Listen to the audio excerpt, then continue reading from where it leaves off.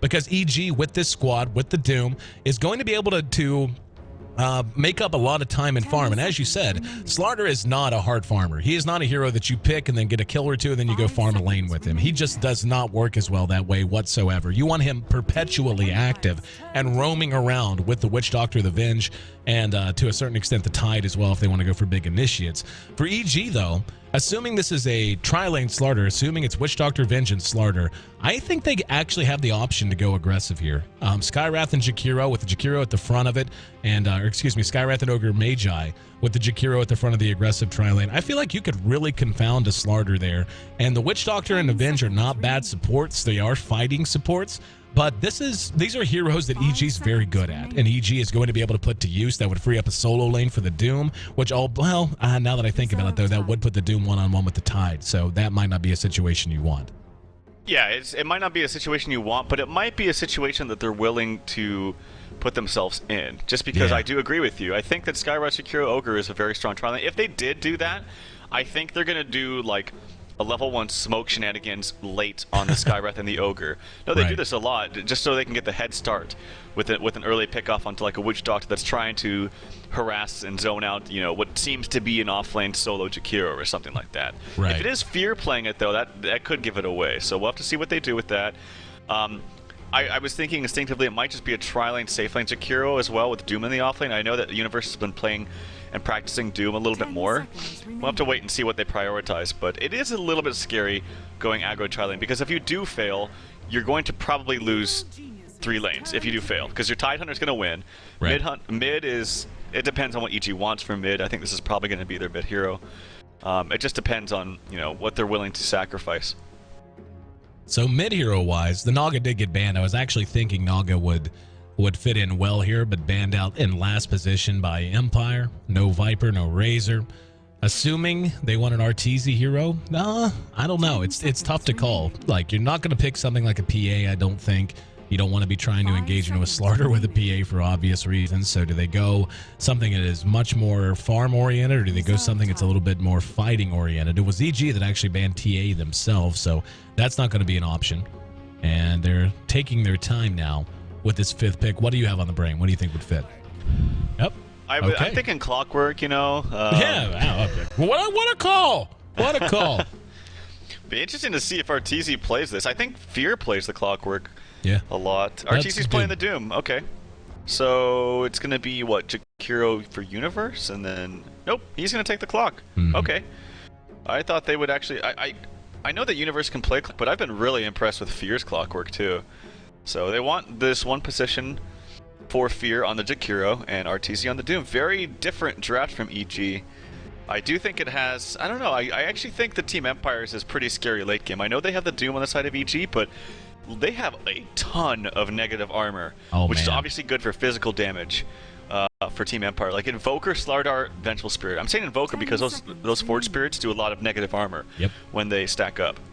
Very much overlooked in a lot of cases too. Like, you just think the Forge Spirits is just some summons or something that run around, but yeah, they do have X, or that one in particular, to go with them. Immediate smoke out of EG, and let's see where they want to head.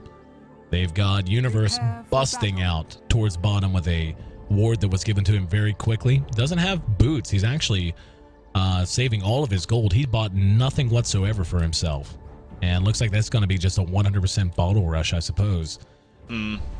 He's just probably waiting to see, you know, kind of feel out the lanes of Empire, and then... You think so? Yeah, purchase items accordingly. I think a bottle rush would be very weird. I do too. I've seen him do this a lot. He's probably just, like, he'll scout out what he sees. Because basically it's this. If they go aggro on Empire, he doesn't want to buy boots, because that would just lose him the lane. Right. That makes sense. But he's actually not buying boots anyway.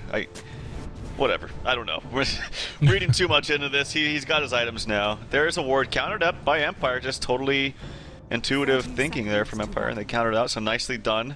Clock's going to have to do some shenanigans. There's the GLHFs from PPD.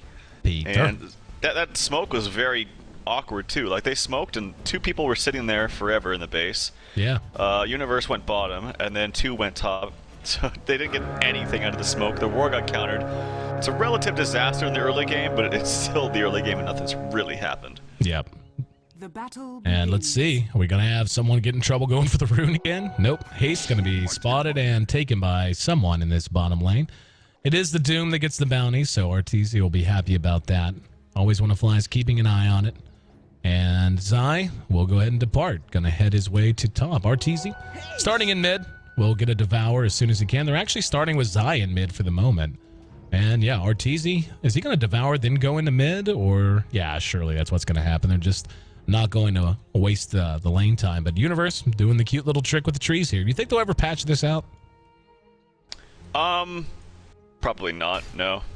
I mean, it's annoying and it's pretty good, and I actually don't see many players do this anymore with Clock, but Clock's just not drafted as much anymore, but he's going to get a free level 2. Haste Rune's not going to be that effective from Always Wanna Fly as a result. Silent taking some damage from tower, but quickly does the tower trick. And then mid, if you saw, yeah, of course, RTZ went to the jungle. I'm wondering if more players will try to do this, but Scandal blocked so well, and they didn't really block on the side of EG, that it actually had the creeps go into his tower, which effectively makes it more difficult to CS on your tower. Yep. Sometimes there's like a mind game thing. It's like, I'm just not going to block at all, and now you have to deal with, you know, like if you did that against, for instance, a Shadow Fiend, it's really bad, because that hero does not have the highest base damage. What was it that Sing Sing did? I like Sing Sing's little trick, and this is just, you know, other little tricks and mind games that go into it. Saw a video, and this has been a week or two now, if not longer. He was a level 1 disruptor and took glimpse at level 1 and then just ducked into mid and glimpsed the enemy hero back as he was trying to block. And, really? Yep. Well, it didn't actually work because he grabbed creep aggro because of it. I was gonna say, like, I feel like he would grab creep aggro. Yep, but still, just saying, there's stuff that can be done that's cool and innovative. All right, I read Reddit too. You could glimpse him, and then once he walks back, you smoke, and then creeps lose your aggro. That's a lot though, just to screw up a block. I know.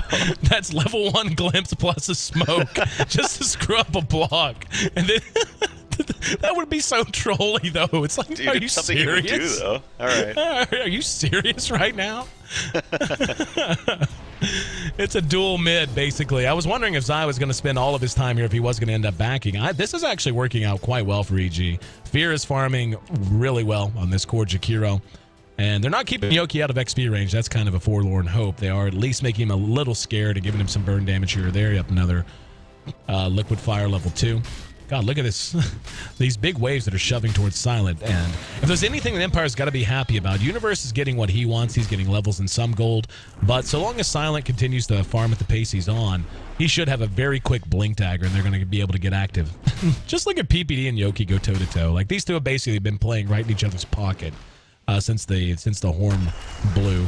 And yeah, there's actually going to be a crush out of Silent even. He's trying to keep him out of the tower, as you had said. Just doing what he can to manage the creep equilibrium from now. In the meantime, there's a dive on the Scandal in mid.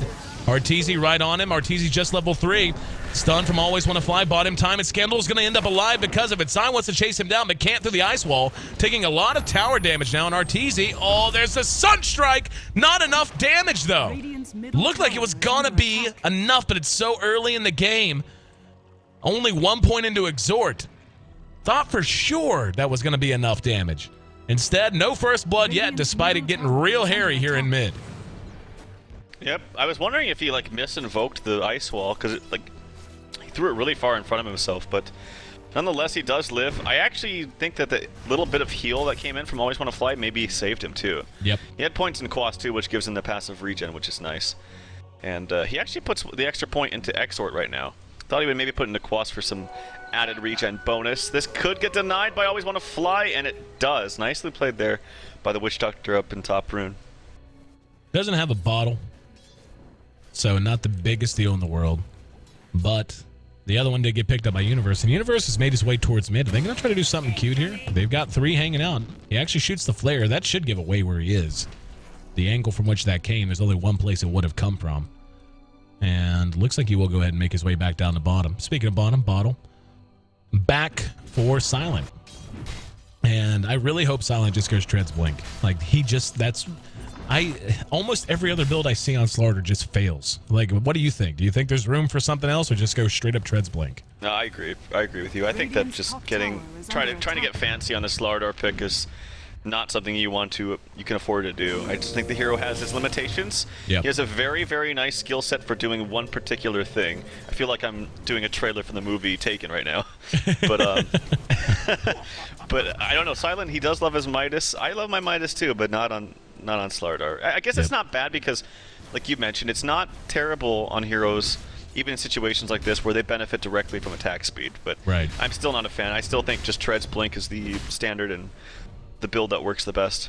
I mean, if you just ever seen it, the big thing is Slardar just falls off so quick in so many situations. Always want to fly. Caught from the low ground. EG is going to secure a kill here. And it's going to be first blood, but they're going to get up Arteezy in exchange for it. And Scandal's the one who was in the range for that. So I don't know. I think first blood advantage is nice. I think it's a break even at most. EG does get a little bit more gold. Experience change actually does slightly favor Empire. So yeah, about what I thought. Break even. Fear in the meantime is right on top of Yoki. Actually gets caught with a cast. Does manage to get the kill. In the meantime, he's going to lay out a macro fire just for the hell of it. That's all of his mana. Now he can't dual breath and always want to fly. He's just trying to body block. And this is a very tanky Jakiro. And yeah, he's falling back. He's like, he even takes time to turn in liquid fire. And he got him with a Sunstrike. So EG responding to try and help. There's a cast that's going to get a couple of... only 2 bounces. Thought it was going to bounce back to the high ground.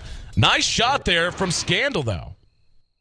That was such a nice shot. I thought Fear was going to turn around since he had reinforcements. So I was like, oh, this isn't going to hit. He's going to turn around and try to get the counter kill on Always Want to Fly. But just kept booking it and just barely hit him. Very nicely placed by Scandal. And that's the... I talked about this. That's extra experience going his way. Yep. So look at this. This is the mid-Doom who just dinged 5. And now you got a 6.5 level Invoker. Yep. And I agree. I think that an exchange was actually beneficial to the side of Empire. Because it was the Ogre that got the first blood, so... Yep. Ogre that got the first blood and Scandal that got the kill. Not necessarily the credit, the full credit, but he got the experience share from the kill onto Arteezy. And yeah, it's just a minute ago, he very narrowly missed out on a Sunstrike kill because he only had 1 level into Exhort. Now he's got 4. Speaking up behind, Solo caught. EG right on, man. Yep, easy peasy. As PPD makes it 2-1 for him. Peter getting a little farm. Good for old Petey. Getting something working. Not going to be running around on brown boots and iron branches all game.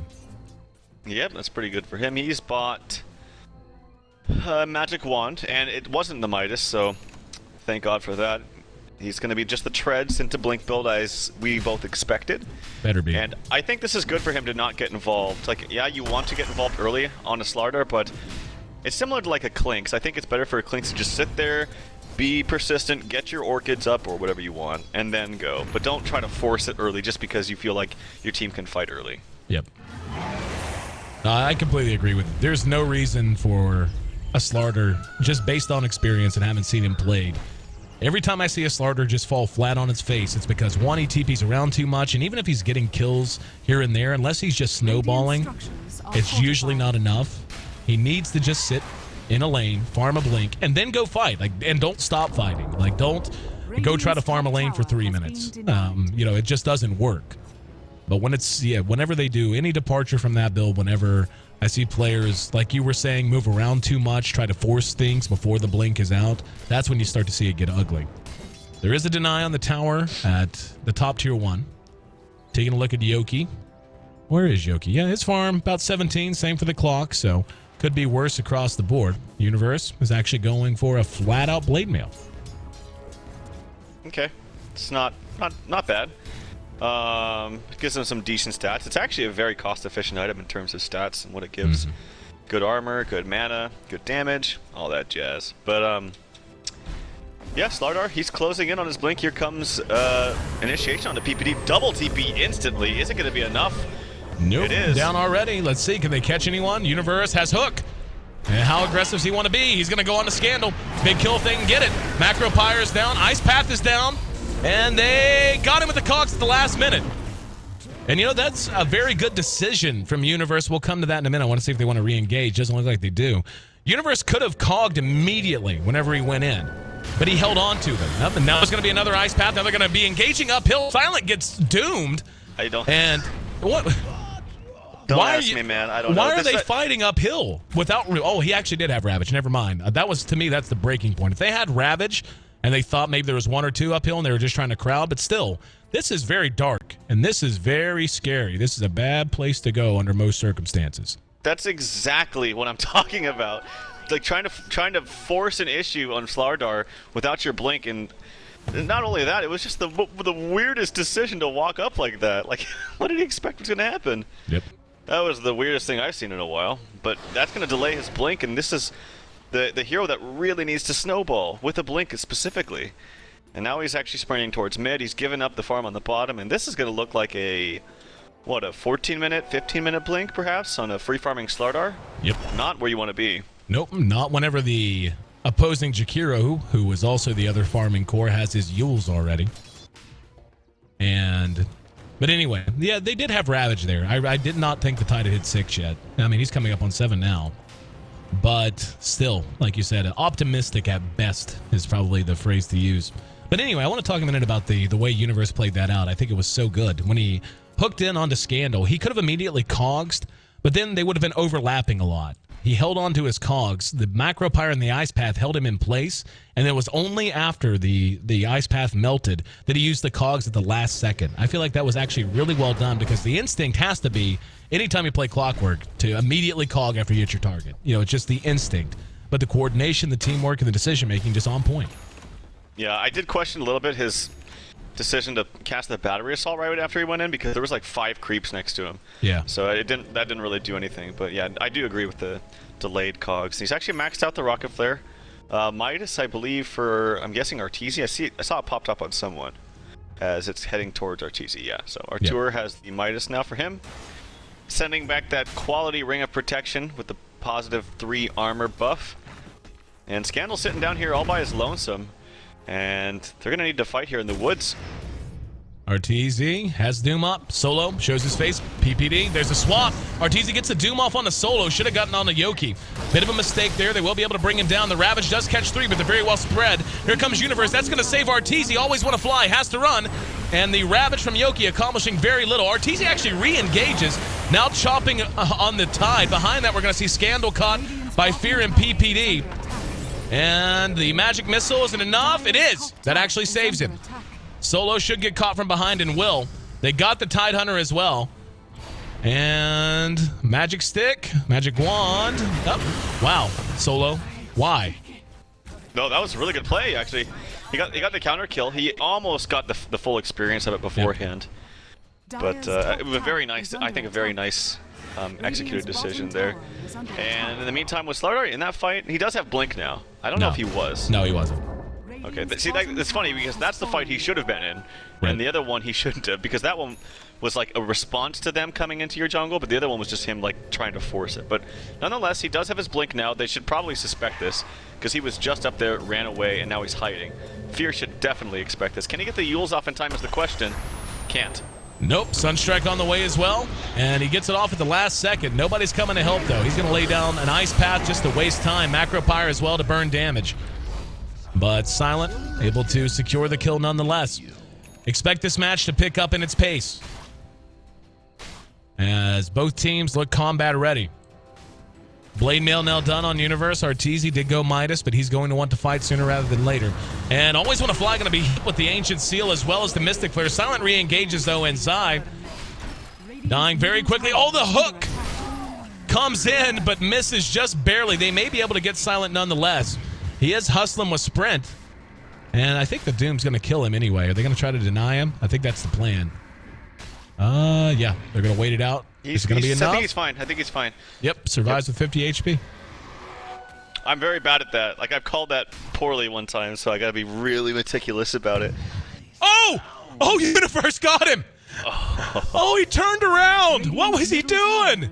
I think he might have gotten away. I was watching. I saw the rocket coming. I thought he was going to keep walking, but he actually turned around and took it right in the mouth and died. Universe from downtown secures the kill on the Slardar. Now they're looking to push mid off of it. And there's the Macro Pyre laid down. Always Want to Fly. Eats about half his health bar worth of damage. Radiant structures are fortified. And I think they just take this tower without any muss or fuss. Behind that, actually, they do manage to catch Solo again. Solo gets a stun on Arteezy. Arteezy there to complete the kill. And God, that hurts so much for him to die there. He is going BKB next, though. Does have up his Ogre Club. Yep. Well, when the Doom gets Ags, I believe it will finally purge the sprint once he does get the Ags. Could be wrong about that, but I think it does.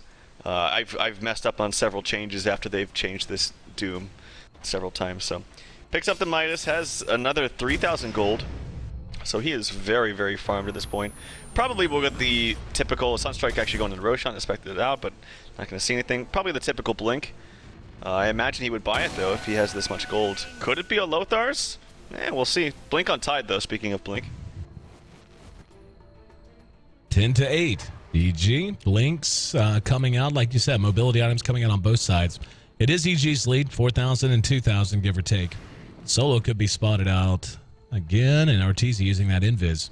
See if they want to do something cute. Universe going to get eyes on Solo as he pops up here. And, yep, there's a magic missile. Here comes Scandal. This is actually bad for them. He's actually going to doom out Solo and not Scandal. There's the Ice Path. He's going to chase down Solo in the meantime. Fear gets off the dual breath, and now there's the follow from PPD on the Scandal. Scandal doesn't have a single point in the Wex yet. Can't Ghost Walk and is going to end up dead because of it.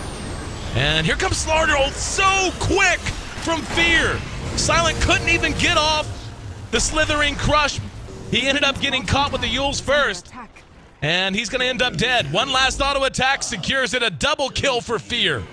That was so fast. Such a good reaction. And saved himself and most likely a teammate or two. Yeah, really nicely done. Arteezy does bite the dust, though, as he rushes in there, and he's going to go for just a straight-up Ags.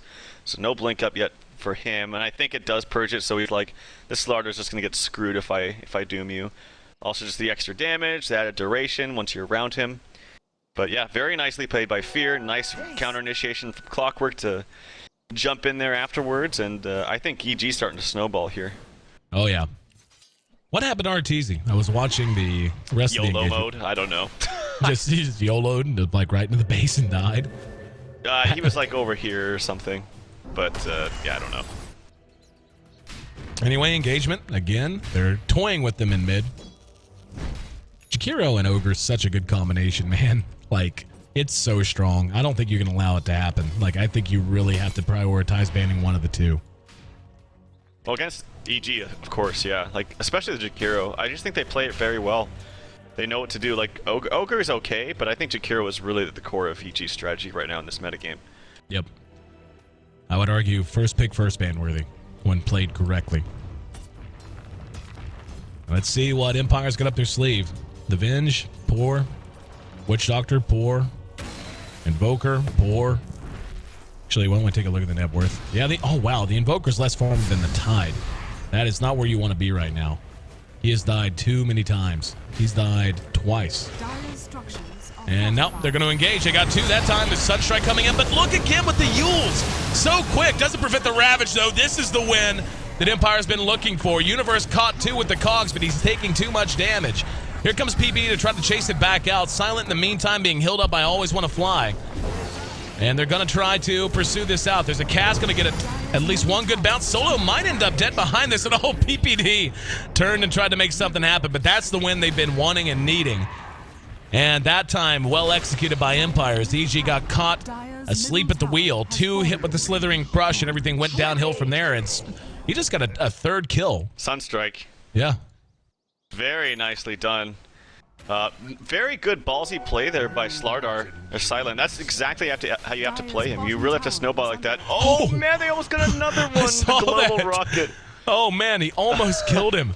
Oh, that's and how did they just guess because they don't have a ward. So this well, ward he has here. this one. Did he just? But I mean, he still just had to guess he was going here to farm. Yeah, he had a general idea, but he couldn't actually see specifically where he was. Hmm. Well, nice attempt, but Universe went fishing twice and only came up with a winner once. Either way, nice fight from Empire, and that actually cuts EG's lead way down. Like, you're talking more than halfway down. That's big, big, big for them. Experience is actually in favor of Empire. That was a 4,000 experience swing. The big thing is that the Tide was able to get the Ravage off. Oh, yeah. Like, it was a fantastic play by Fear. He was really fast with that Yules. But if they had, like, the Doom come out faster onto him, I think Arteezy was the one that got stunned by the Slithering Crush, too. Like, something happened to him where he was getting tied up. I think it was the Slardar. Yeah, it was him inside that got stunned. Okay. Yeah, and wasn't able to follow up. If he gets a blink now, I think these fights are a lot easier for EG. I'm really surprised he didn't go for the blink before the eggs. Fear he was stuck in there using his liquid fire.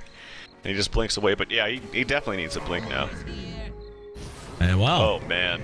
Scandal kills off Arteezy. Arteezy got the Doom on. But yeah, Zai can't do anything here. And he's just going to be melted down by the Forge Spirits. So Empire God, suddenly... Look at that Doom damage. Look at that Doom damage. It does so much. It almost kills him. Wow. Oh my god, one more tick. I think he dies. That Ag's Doom upgrade is legit, even when he's not around to stop the ticker from going down. 20-minute Midas for the Invoker. So Scandal been playing catch up, but he's now 6-2. He had a triple kill to add to his 2-2, and then that solo kill on Arteezy. So he's really beginning to come into his own. And EG has been looking good, but now it just feels like they need to put it all together again. Like the initiation of Empire was excellent last time. BKB is going to be done, either is done or could be done soon. Nope, looks like it's going to be done at about 1,000 gold for the Slarder. So BKB's big item against the EG squad. He gets a BKB, he's going to feel very manly. I think if he just goes man mode and kills Arteezy every time, they win a fight. Like, just hands down. Like, EG's lineup is not late game centric at all. Looks like Empire. Oops, I was muted. My bad. Yeah, it's okay. Happens. I said something I wasn't really being a smart jerk. too, I swear. No. Go ahead. Give it another try. I was just saying this BKB is huge because if he just zones in on Arteezy every fight, I think they just win the fight. EG's lineup is not very late game centric at all. It's very much centered around the Doom, and that's about it. Like, it's centered around the Doom and initiation from Clockwork and THD.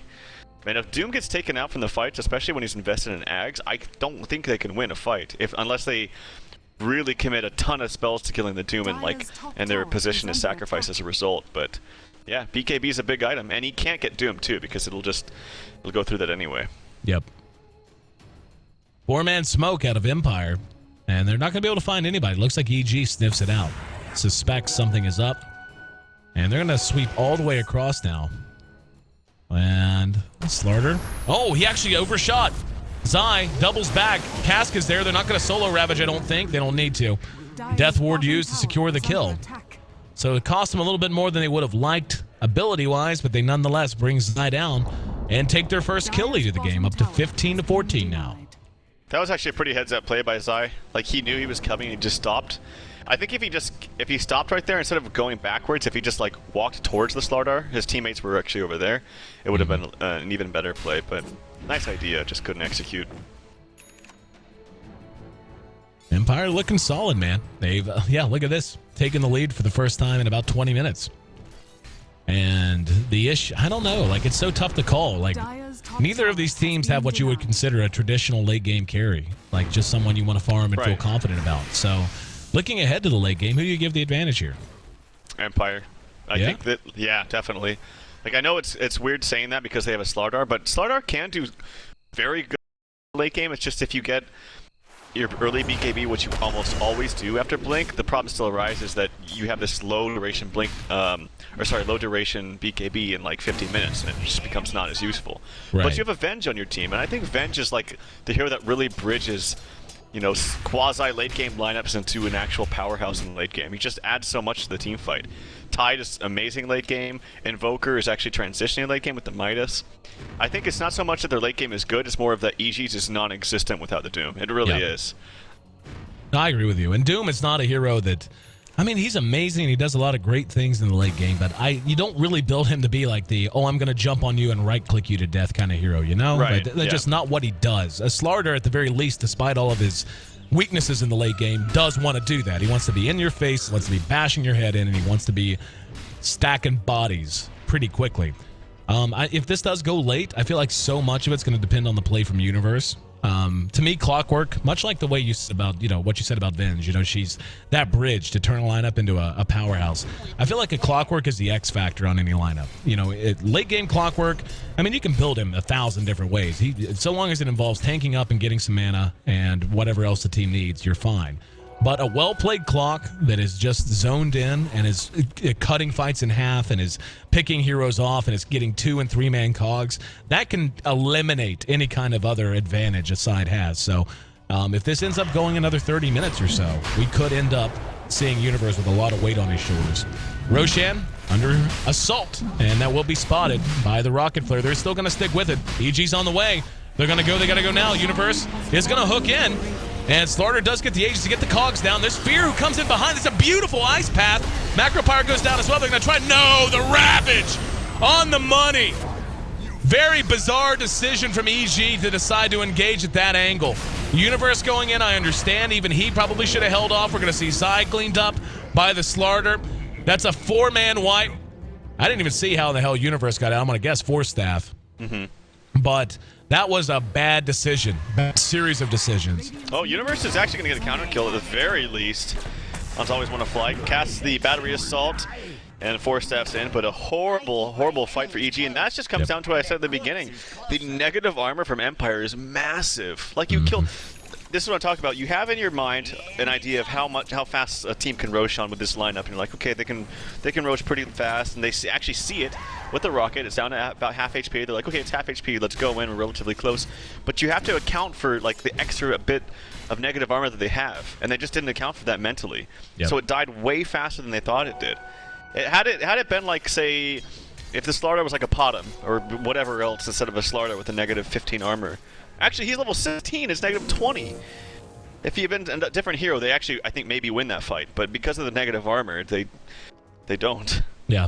Well, it was just odd the way they decided to go in there, too. As he went in late after the Aegis had already been picked up and Roche had already died.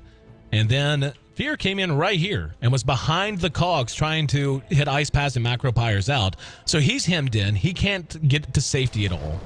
And behind that, you have RTZ and PPD who wander downhill, and I don't want to miss any action. I do want to draw it, but Silence actually got eyes on RTZ and may just engage him here.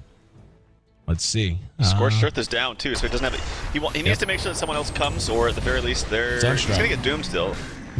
Yep, he's dead either way. And Ice Path doesn't matter as he activated the BKB. So well played there, and a very high-profile kill for him. But yeah, back to that Roche fight then. RTZ and PPD walked down this way, so you had 2 here and 2 here. Then they turned, killed them, and then they turned and killed Fear after the Clockwork 4-staffed out. So it was just a very weird way. Like it was a pincer maneuver in the wrong way. Like you needed to be grouped and being able to get your guns forward there. Either way, Empire, I feel, is in control of this game without a question. 5,000 gold their advantage. Your experience is up to 10,000. And now this Invoker is really beginning to become what they want him to be. He's got Book 2. He'll have Book 3 very soon after this tower drops. And Yoki's Ravages have been good. I'm telling you, man, I think Yoki's the most, as of right now, and again, I'm not trying to degrade anyone on Empire. I think Empire is full of individually skilled players, some of the best in the world. But Yoki is the one that intrigues me the most, and I want to see... I don't know anything about him, really. I just know what we've seen, and I have seen a lot that is impressive. Yeah, I mean, that was a really good Ravage by him. Also, the casks, when Peter and RTC, they just kind of like walked in.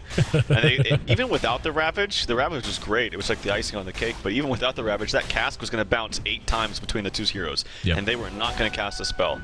So it was just overall, quite simply, a big mistake to actually try to fight there in Roche. They should just give it an up. But anyway, as we're moving forward here, I still think EG's in a very bad spot. Yep. I think their lineup just suffers horribly in the late game. It really relies on a Doom. He has to get Refresher. There's no question about it. He absolutely has to get Refresher if they want to win this game. And does he go Refresher, or does he go like right-click build? Like, they need right-click. He can't. Because he's going to be the focus no matter what anyway. Yeah. And he can't right-click Slardar. Like, Slardar will win.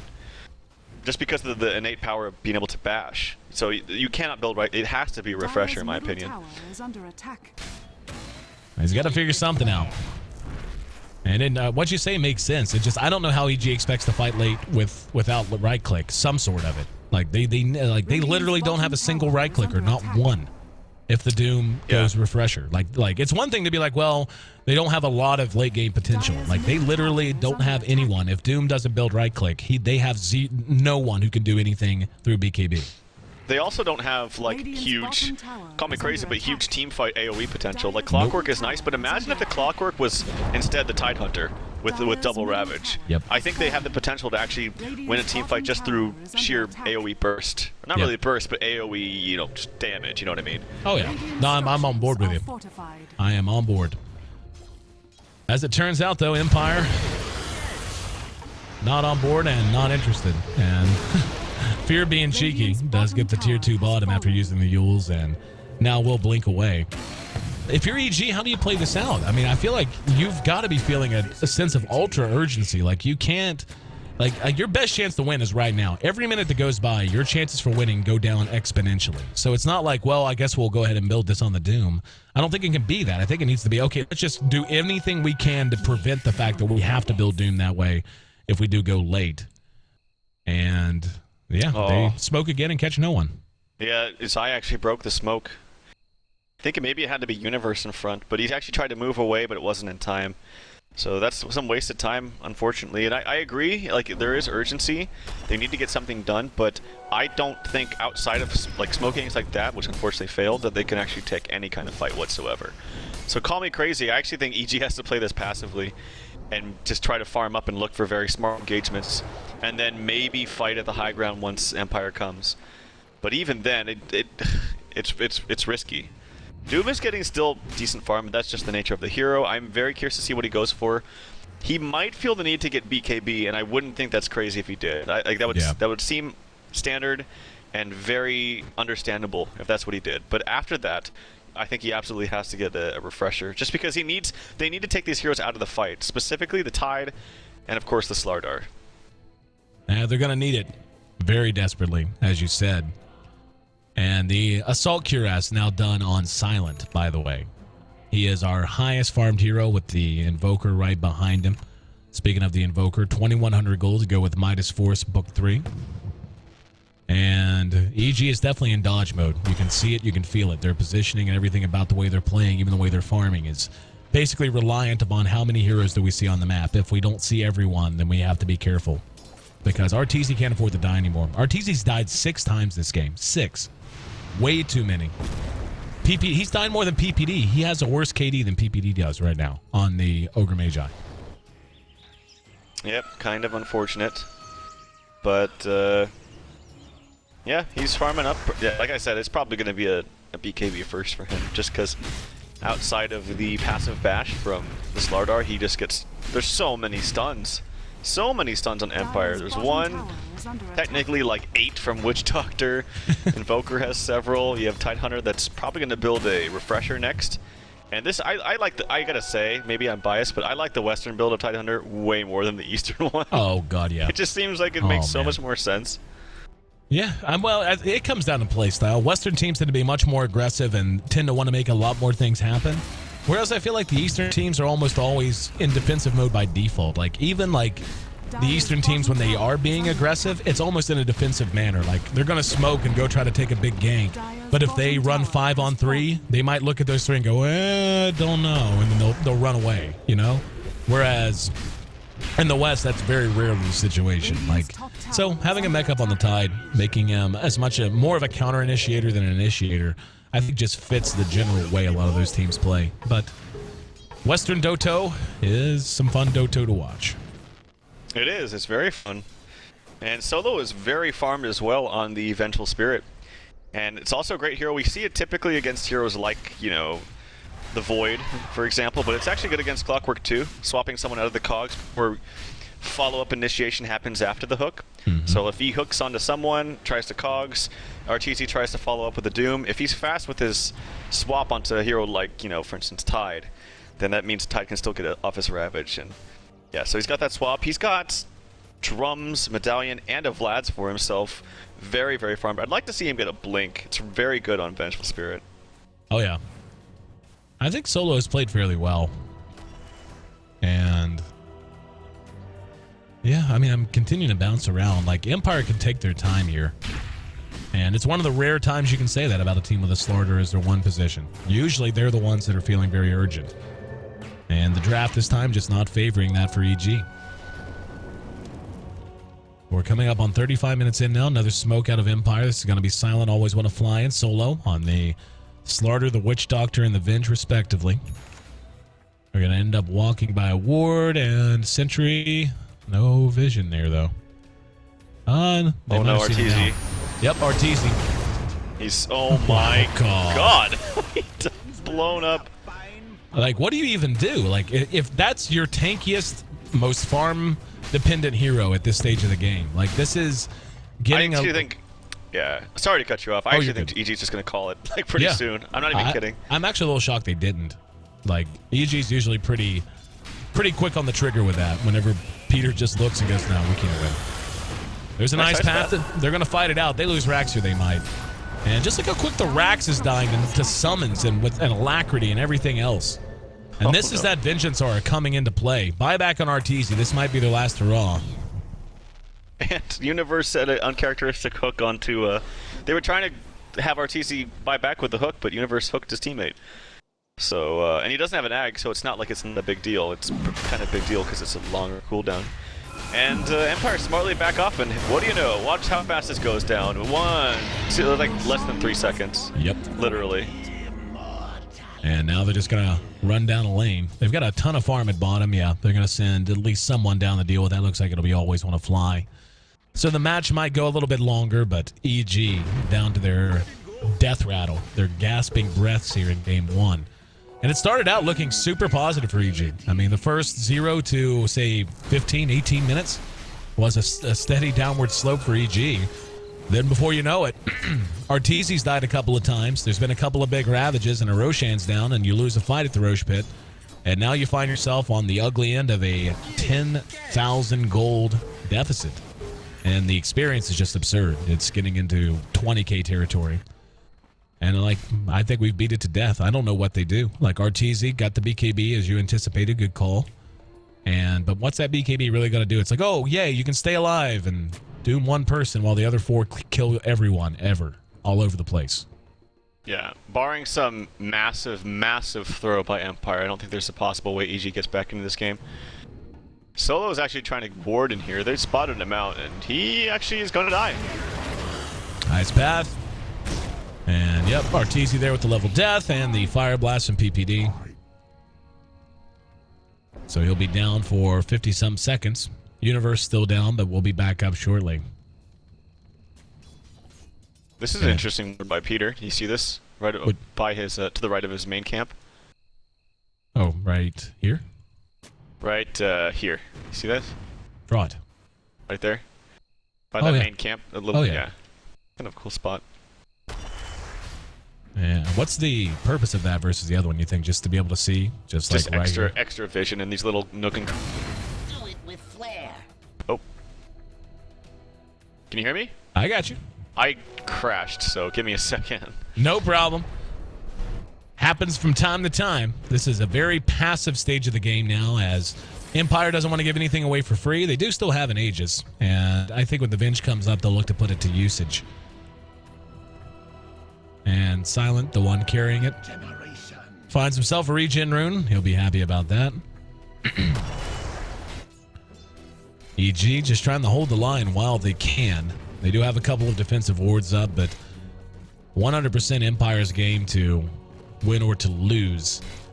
As the bleeding has stopped, but that's more just a product of Empire taking their time. There's a Scepter done on the Witch Doctor as well, so Scepter out on him, quite a big deal, especially against the BKBs that are coming out. Universe would probably like one. There's one already up on Fear, and of course Arteezy has his. Speaking of Fear, he did pick up the Veil of Discord, so magic damage not bad. The problem is they're dealing with BKBs as well. You got one on the Invoker and one on the Slardar. Those are the 2 main targets. Those are the 2 Doom targets as well, which is what makes it difficult. Even if you get a refresher and you doom them both, if you have no follow-up, then yeah, speaking of, Slardar actually caught with the Yules again. This could be his Aegis. Nope, going to be able to make it back out. Tier 3 down in mid, and the summons and everything else going to work on the rack. Just look at how much damage they're doing. And Empire's taking no risks here. Ice Path buys them a little bit of time, but the Forge Spirits, just look at the damage. It's huge. And now Silent's going to go in, catches Arteezy. Death Ward is down, and a beautiful Ravage. What a follow-up. Just like that. They lose everyone. GG. What do you even do when Empire's playing that well? Yoki on point. The initiation, just what they needed. And I dare say, put him on upset alert. Without a doubt, coming into this, EG favorite in the series. But Empire flat rocked them. Flat out rocked them here in game number 1. Yeah, very nice draft from Solo. I think this was a definite out draft from Empire.